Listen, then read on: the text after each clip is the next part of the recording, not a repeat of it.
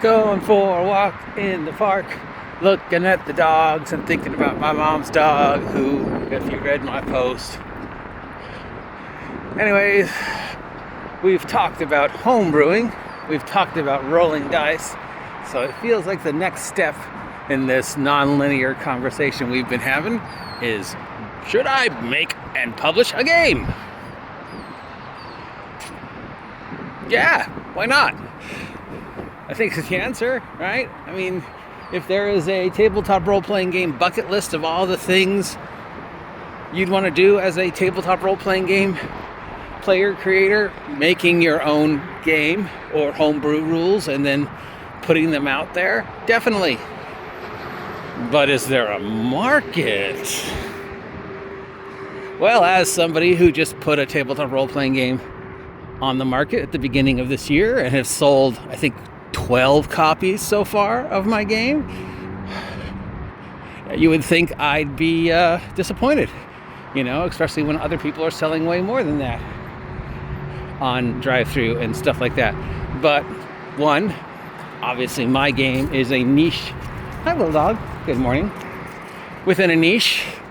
So I didn't really expect it to go, 50 would be my goal. If I could just get it up to copper on drive-thru, that would be perfect. But I never expected to sell one. So the fact that 11 other people in the universe think my writing is worth spending money on, that is unbelievably, I don't even have words, just humbling and fulfilling to know that that project tickled your fancy bones. But I put it out there with no expectations. It was a work of love. But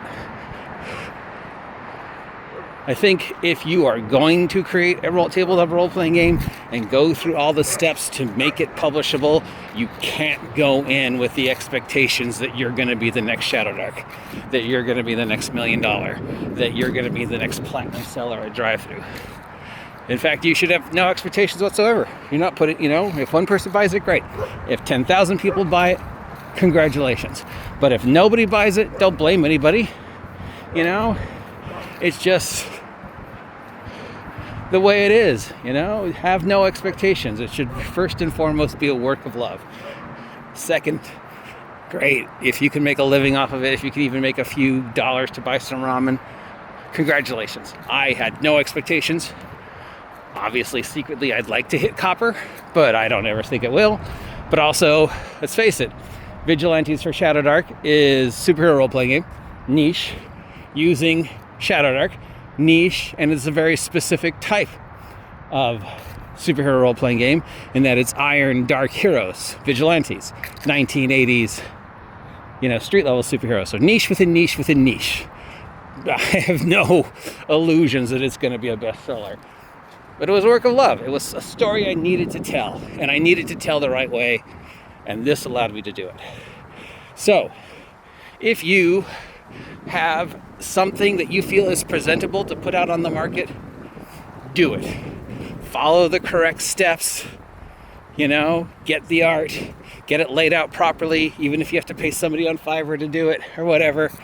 Put it on drive-thru, put it on Lulu. If you can figure it out, put it on Amazon, put it on Giant Slayer, put it out there. Advertise the fuck out of it. Talk about it every day. I talk about Vigilantes at least once a week. God love you. But don't come out with a chip on your shoulder expecting anything. And definitely don't start blaming other people if it doesn't sell. If it doesn't sell, either there was no market, or you didn't do the work, or it's just 'cause. It's no one's fault. As long as you feel you did the work, did you lay it out in Affinity or in a proper form? And if you can't figure out Affinity, did you pay somebody on Fiverr to do it? Or did you find a publisher like I did? Because the 2 times I tried Affinity, I broke it. Do you have real art? Or did you use AI art? And if you used AI art, are you okay with the fact that there is still a negative stereotype, a negative connotation associated with AI art, and it's gonna, turn some people away? But if you're gonna use AI art, then it has to be astounding. You have to really make that AI art pop. There are so many pieces that I did in the AI that some of them were 20 minutes, some of them were 2 hours. Some of them, like the first time I did it, it came out perfect. And I was like, oh, I have no more reason. This is perfect. As long as the hands have 5 fingers each. There are pictures of Tag that I threw into the prompts. First one out, bam, right away. But like it took me days of throwing things at the prompts with the AI to get some of the other art to look even close to what I had in my head. And there were definitely times when I was like, I'd pay an artist. So if you're going to use art and if you're going to use AI art, be honest about it and don't be lazy. Don't be Wizards of the Coast lazy with your AI art. At least make sure your characters have the right amount of fingers. If you're going to write it and you're going to lay it out comprehensively. Lay it out so it flows. Don't make it a mess. If you can use Affinity, great. If you can't use Affinity or another program to lay it out correctly, pay somebody to do it. Nobody wants to look at a PDF. I should know. I have done the PDF. And yeah, no. They want to see it laid out properly. If I'm going to pay $10, $15, $8, 50 cents, I want to at least lay it out properly. And sell your game. Give me that 5-page preview. Give me that definition in the box. Sell me in the first 10 seconds. Because you're competing not only with my very short attention span, but also you're competing with 10,000 other people trying to do the same thing. And don't have an ego about it. You can't go into this expecting that you're going to break the bank and change the market and be that 1 in a million paradigm shifter. That's a 0.0001% chance that you can accomplish even half of what Kelsey did. And Kelsey only accomplished what she accomplished with Shadowdark because of so many other things. If she'd put out Shadowdark like a month later or a month sooner, it definitely would not have hit the way it hit now. But she had, it was a perfect storm for her. You can't expect that. You can't expect that you're going to be heralded or be nominated for awards. If these things happen to you, congratulations, dude. Do that, sir, ma'am, who's ever listening to this.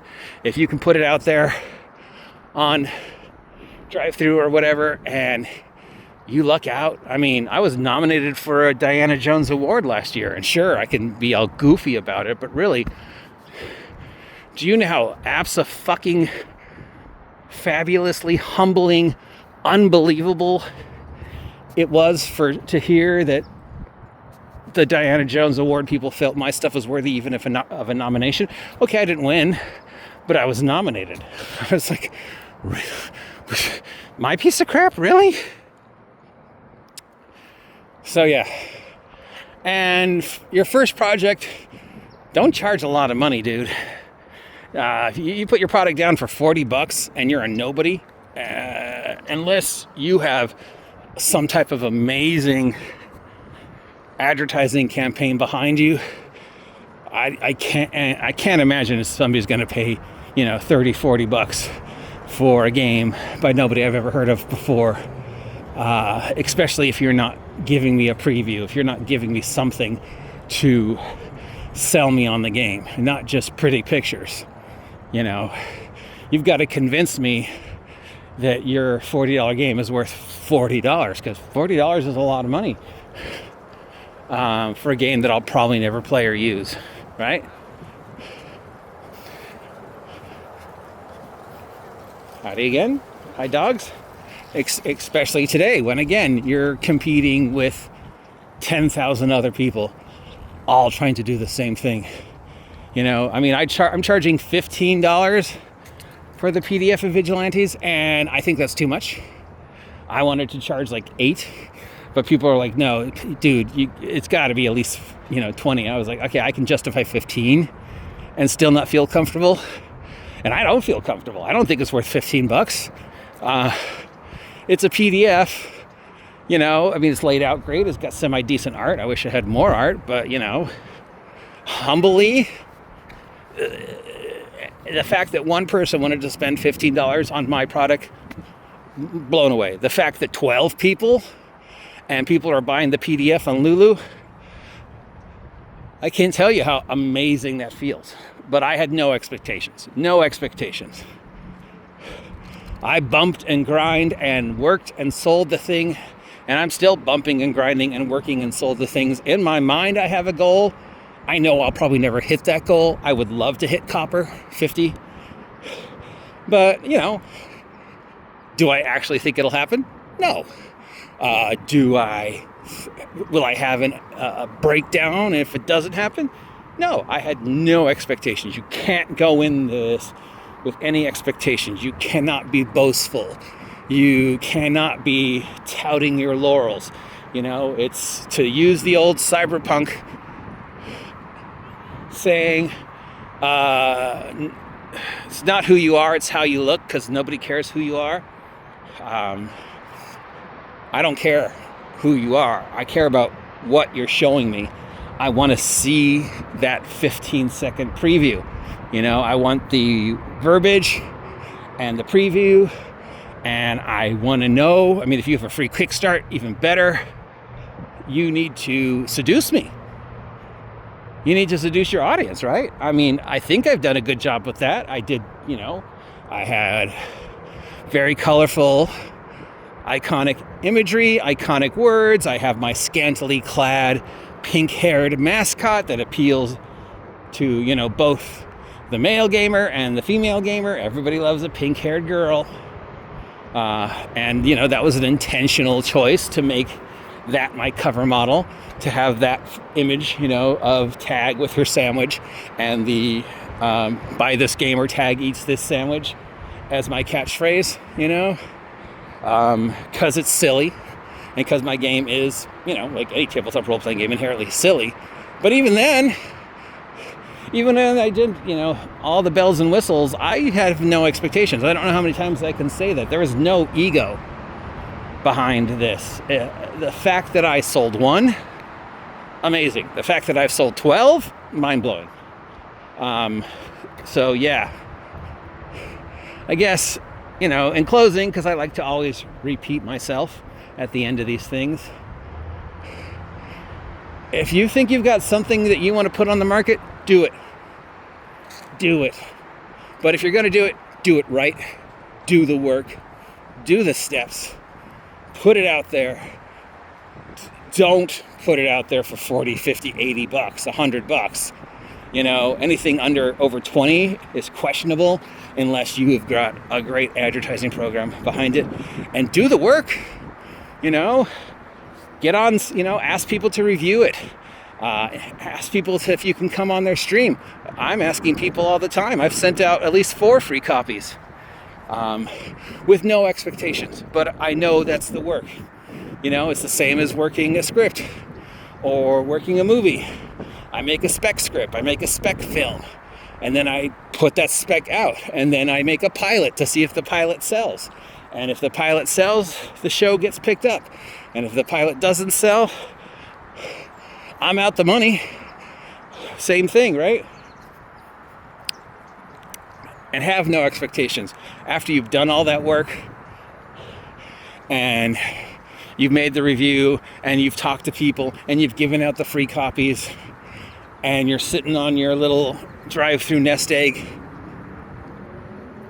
have no expectations. In fact, expect nothing. And then if it sells, great. If it doesn't sell, move on. Keep trying to sell it. Start working on your next product. Constantly stay busy.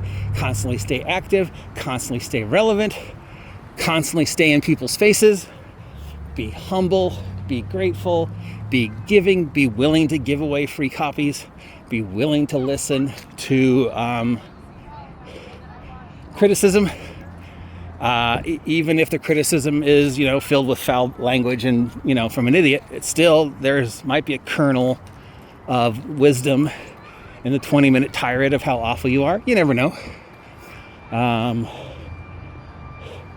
yeah, that's my experience and my 2 cents. But again, you know, it should be a labor of love. And if it's successful, congratulations, man. I wish you all the best, but I don't expect it. And you shouldn't either. Just be humble and just be willing to say thank you and to work with the system. Because, you know, as they say in Cyberpunk, it's not who you are, it's how you look, right? And in the case of selling a product, how does your product look? Okay, I feel like I'm just repeating myself here. So have a great day. I'll talk to you later.